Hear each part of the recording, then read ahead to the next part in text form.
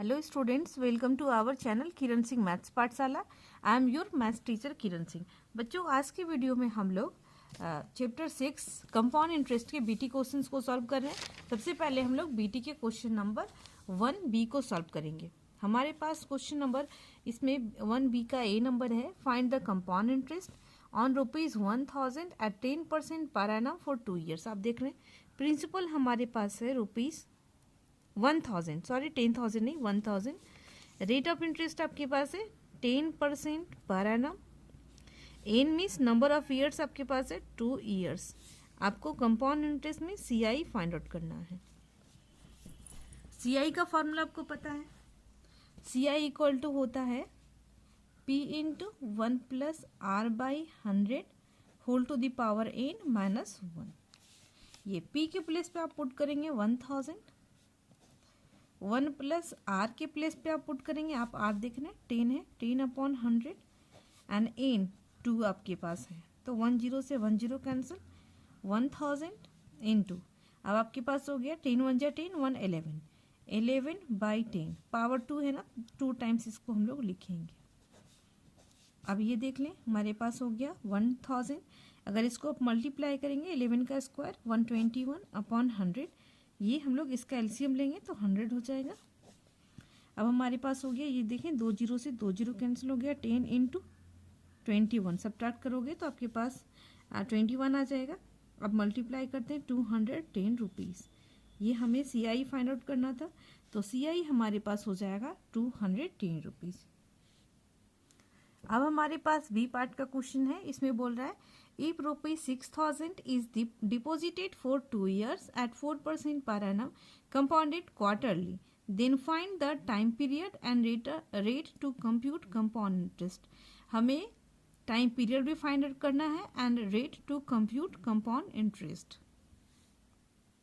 आप देख लीजिए, आपके पास इंफॉर्मेशन दिया हुआ है P equal to ₹6,000, rate of interest आपके पास है 4% पर एनम एंड आपके पास n means number of years दिया हुआ है 2 ईयर्स। हमें करना है, यहाँ पे इंटरेस्ट आप देख रहे हैं क्वार्टरली कैलकुलेटेड हो रहा है, तो यहाँ पे लिखते हैं since interest is calculated quarterly, therefore जो R हमारा है वो R/4 में कन्वर्ट हो जाता है, तो हमारे पास हो जाएगा 4/4। इट मीन्स 1% पर क्वार्टरली एंड n जो हमारा है वो 4n में कन्वर्ट हो जाता है, तो 4 इंटू 2 इक्वल टू 8 क्वार्टर्स। इस तरीके से हमारा बी पार्ट भी कंप्लीट हो गया। आप देखें, ये जो n है आपको बोला था ना फाइंड द टाइम पीरियड, तो टाइम पीरियड आपका यही हो गया, n ही आपका हो जाएगा time period. Time period equal to 8 quarters. अब हमारे पास सी पार्ट का क्वेश्चन आता है, इसमें बोल रहा है the value of A machine worth ₹5 lakhs depreciate at the rate of 10% per annum every year. In how many years will its value be ₹3,64,500? किसी मशीन की वैल्यू जो है वो 5 लाख रुपये से स्टार्टिंग में एंड 10% के रेट से हर एक एवरी ईयर वो डिक्रीज कर रही है, तो कितने सालों के बाद उसकी वैल्यू 3,64,500 रुपीज़ हो जाएगी। तो हम लोग पहले लिखते हैं value of a machine equal to ₹5 lakhs। इसे हम लोग मान लेते हैं ये हमारा प्रिंसिपल है, स्टार्टिंग में जो वैल्यू होती है उसे प्रिंसिपल बोलते हैं। अब यहाँ पर लिखते हैं value of a machine after depreciation, घटने के बाद वैल्यू हमारे पास हो गई है, उसे हम लोग ए से रिप्रेजेंट करेंगे। ये वैल्यू हमारे पास है 3,64,500 रुपीज़। आर जो हमारे पास है वो 10% एवरी ईयर है, इट मीन्स पर एनम हमारे पास है, तो हमें number of years find out करने हैं। आपको पता है कि ए इक्वल टू होता है P इंटू 1, ये आप देख रहे हैं डेप्रिसिएट कर रहा है, इसलिए यहाँ पर माइनस होगा। जब किसी मशीन की वैल्यू डेप्रिसिएट करती है, घटती है, तो हम लोग प्लस नहीं माइनस लिखते हैं। आपको वर्कशीट 4 के इंट्रोडक्शन पार्ट में बताया गया था, P into 1 minus R by 100 whole to the power n। A के प्लेस पे हम लोग पुट करेंगे 3,64,500 रुपीज़ एंड ये हमारे पास हो जाएगा 5 लाख रुपीज़। 1 माइनस आर के प्लेस पे हम लोग 10 पुट करेंगे, 10 अपॉन 100 एंड एन की वैल्यू हमें फाइंड आउट करनी है। 1 0 से 1 0 कैंसिल हो गया। अब ये देखें 3,64,500 ये मल्टीप्लाई है ना 5 लाख, इधर आकर के हमारे पास डिवाइड में कन्वर्ट हो जाएगा। इसका हम लोग एलसीएम लेते हैं, 10 1 जा 10, 10 में से 1 जाएगा 9, 9 upon 10 whole to the power n। अब आप देखें 2 0 से 2 0 कट गया। अब 5 से हम लोग कैंसिल कर सकते हैं, 5 1 जा 5, 0 0 0 ये हमारे पास हो गया। 5 7 जा 35, 1 बचा, 5 2 जा 10, 5 9 जा 49। ये आप देख रहे हैं कि हमारे पास ये क्या है, ये हमारे पास 9 का क्यूब है एंड ये 10 का क्यूब है। तो हम लोग लिख सकते हैं 9 अपॉन 10 टू दी पावर 3। अब अगर 9 को 3 टाइम्स मल्टीप्लाई करोगे तो आपको 729 वैल्यू आएगी एंड 10 को 3 टाइम्स मल्टीप्लाई करोगे तो आपको 1000 वैल्यू आएगी। 9 upon 10 whole to the power n। अब देख रहे हैं बेसिस इक्वल हैं तो पावर्स भी इक्वल होंगे, तो हम लोग लिखेंगे on equating the powers we get n equal to 3 years. हमें ये टाइम ही पता करना था, कितने साल बाद वैल्यू घट करके 3,64,500 रुपीज़ हो जाएगी। तो 3 ईयर्स के बाद मशीन की वैल्यू 3,64,500 रुपीज़ हो जाएगी।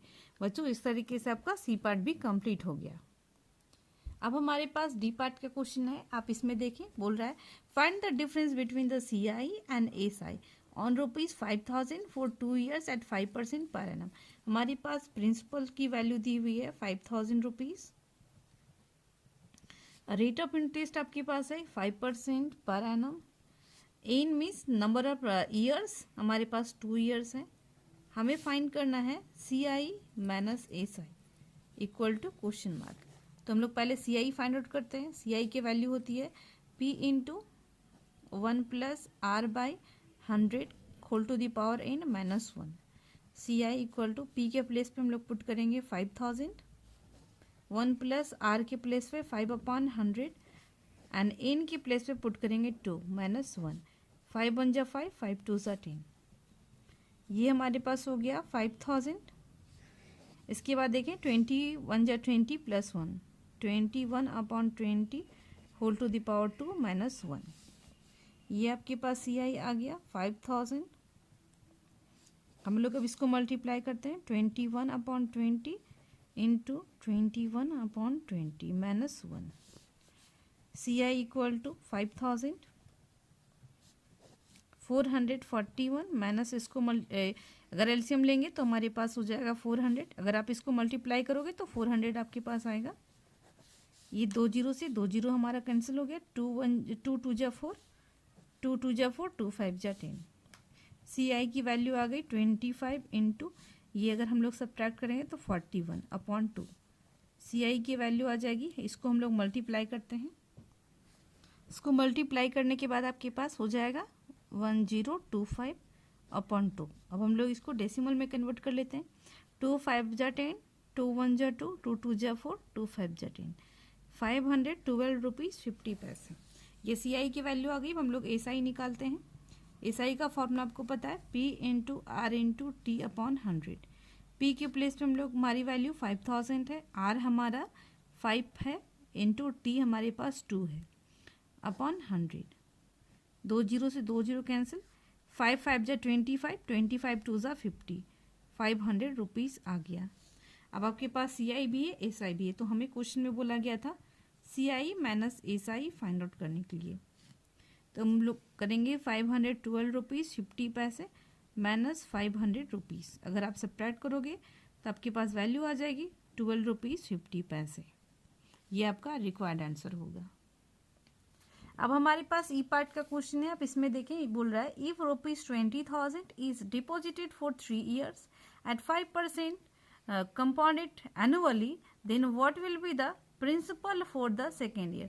तो सेकेंड ईयर के लिए आपके पास प्रिंसिपल क्या होगा ये आपको फाइंड आउट करना है। तो आपको वर्कशीट 2 में जिस तरीके से बताया गया था हर एक ईयर का अलग अलग निकालना, आपको उस मेथड से बनाना पड़ेगा। आप फार्मूला से इसमें यूज नहीं कर सकते हैं। अब आप देखें, सबसे पहले जितना डिपॉजिट किया गया है वो हमें हमारे पास दिया हुआ है। स्टार्टिंग में हमारे पास जो प्रिंसिपल है वो है ₹20,000। रेट ऑफ इंटरेस्ट आपके पास है 5% पर एनम। कंपाउंड एनुअली है, it means yearly, annually means yearly होता है, इसलिए पर एनम हम लोग लिख सकते हैं। एंड उसके बाद आपके पास बोल रहा है इन आपके पास 3 ईयर्स है। क्वेश्चन में बोल रहा है principal for the second year, तो हम लोग लिख लेते हैं principal for the second year. तो आपको पता है कि प्रिंसिपल जो फर्स्ट ईयर का जो अमाउंट होता है वो सेकेंड ईयर के लिए प्रिंसिपल का काम करता है, तो हम लोग A1 इसको लिख सकते हैं, यानी amount of first year equal to question mark. तो हमारे पास फॉर्मूला होता है SI equal to P into R into T upon 100। P के प्लेस पे हम लोग पुट करेंगे 20,000, R के प्लेस पे पुट करेंगे 5 एंड T इसमें टाइमिंग हम लोग 1 ईयर का लेते हैं अपॉन 100। ये आपका है फॉर फर्स्ट ईयर के लिए, तो 2 जीरो से 2 जीरो कट गया आपके पास। अगर आप मल्टीप्लाई करेंगे तो आपके पास हो जाएगा 5 2 ज़ा 10 एंड 2 जीरो यानी ₹1,000। अब आपके पास A1 जो हो जाएगा प्रिंसिपल प्लस SI यानी amount for the first year. Principal आपके पास है ₹20,000 प्लस ₹1,000, तो A1 आपके पास हो गया 21,000 यानी ₹21,000। A1 आ गया तो हम लोग लिखेंगे therefore principal for the second year equal to ₹21,000। बच्चों आप यहाँ पर देखें कि जो फर्स्ट ईयर का जो अमाउंट होता है वही सेकेंड ईयर के लिए प्रिंसिपल का काम करता है, इसलिए ये फर्स्ट ईयर का अमाउंट है तो सेकेंड ईयर के लिए प्रिंसिपल का यही काम करेगा। तो सेकेंड ईयर का जो प्रिंसिपल होगा वो हमारे पास ₹21,000 होगा। इस तरीके से हमारा BT का क्वेश्चन नंबर 1B भी कंप्लीट हो गया। नेक्स्ट वीडियो में हम लोग आगे के क्वेश्चंस को सॉल्व करेंगे। Thanks for watching me.